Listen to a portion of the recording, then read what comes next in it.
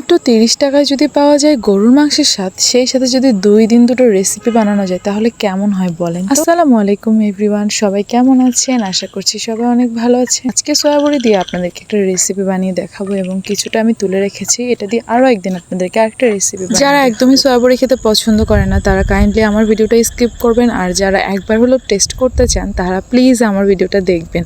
আর যারা সয়াবড়ি পছন্দ করেন তারা তো অবশ্যই আমার রেসিপিটা দেখবেন এবং আশা করছি আপনাদেরও ভালো লাগবে, একবার ট্রাই করে দেখবেন। আজকে সয়াবড়ি রান্না করার জন্য আমি প্রথমে এটাকে গরম পানি দিয়ে কিছুক্ষণ ভিজিয়ে রেখেছিলাম এবং তারপরে পানিটা চেপে চেপে ভালোভাবে আমি ধুয়ে নিয়েছিলাম, আর পানিটা চেপে চেপে বের করে দিয়েছিলাম। তারপর সেটাকে আমি একটু লবণ এবং একটু হলুদ আর সাথে একটা ডিম ভেঙে দিয়ে সেটাকে আমি গরম তেলে একটু ভেজে নিয়েছি, মানে একটু মোটামুটি ভালোভাবে লাল লাল করে ভেজে নিয়েছিলাম। তো এটা করার পরে আমি রান্নার প্রসেসটা আপনাদেরকে দেখাচ্ছি। সয়াবড়ির সাথে আমি একটু আলু মিক্সড করেছি, এই জন্য আমি আলুগুলোকে একটু ছোট ছোট পিস করে কেটে নিয়েছিলাম এবং সেগুলোকে এখন তেলে একটু ভেজে নেব। মানে গরম মশলা দিয়েছি তেলে, আর কিছুই দেইনি। এখানে শুধু একটু হালকা লবণ ছিটিয়ে দিয়েছিলাম, আপনারা চাইলে দিতে পারেন, মানে স্বাদের ব্যালেন্সটা রাখার জন্য, মানে আলুতে যেন একটু মানে লবণটা যেন ঢোকে সেই কারণে।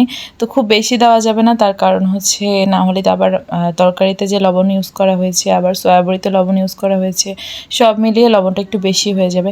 আর আমি অফ ক্যামেরাতে সয়াবড়িটা ভেজে তুলে নিয়েছিলাম, তখন আমার আসলে মনে ছিল না ক্যামেরা অন করা। এখানে আমি বাটা মশলা ইউজ করেছি, মানে পেঁয়াজ বাটা, তারপর আদা বাটা, রসুন বাটা, মরিচের গুঁড়া, ধনে গুঁড়া, তারপর জিরার গুঁড়া, আরো যা যা দিতে হয় আর কি। মানে এক কথায় নর্মালি আমরা যে কোনো তরকারি রান্না করার সময় যে মশলাগুলো ইউজ করি সেগুলোই দিয়েছি। আর সাথে আমি পানি দিয়েছিলাম একটু হালকা, যেন মোটামুটি গুঁড়া মশলাগুলো মশলার সাথে ভালোভাবে মিক্স। আর হ্যাঁ, লবণও দিয়েছিলাম, সেটা অবশ্য বলতে ভুলে গেছি, তার মানে এই না যে তরকারিতে লবণ ইউজ করিনি।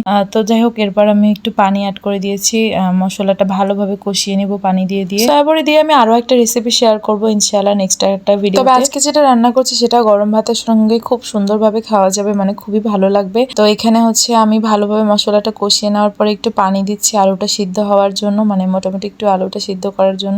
আলুটা আগে থেকে সিদ্ধ করে নিইনি, আপনারা যদি আগে থেকে আলুটা সিদ্ধ করে নিয়ে তারপরে সেটাকে একটু তেলে ভেজে নেন তাহলে আরো ভালো হবে।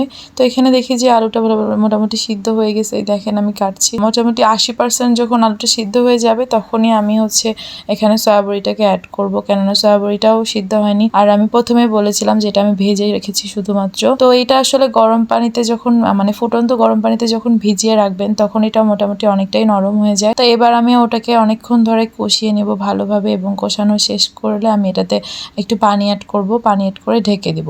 তো এখানে আসলে ধনেপাতা বা বিলেতি ধনেপাতা যেটাকে বলে সেটা অ্যাড করলে ভালো লাগতো খেতে, কিন্তু আমার হাতের কাছে যেহেতু নেই তাই আমি অ্যাড করছি না। আপনারা যদি আপনাদের হাতের কাছে থাকে অবশ্যই অ্যাড করবেন। মাঝখানে আমি দুবার নেড়ে দিয়েছি, মানে ঢাকা দেওয়ার পরে।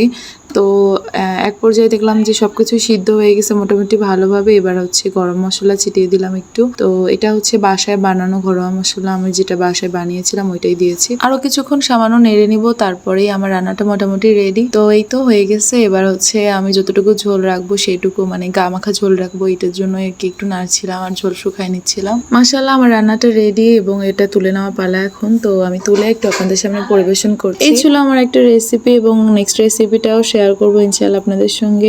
সবাই কেমন লাগলো আমার ভিডিওটা অবশ্যই জানাবেন, ভালো থাকবেন, আমাদের জন্য দোয়া করবেন এবং আমার ভিডিওগুলো বেশি বেশি দেখবেন। আজকে এ পর্যন্তই, সবাই ভালো থাকবেন, অ্যান্ড সবাইকে আল্লাহ হাফেজ অ্যান্ড আসসালামু আলাইকুম।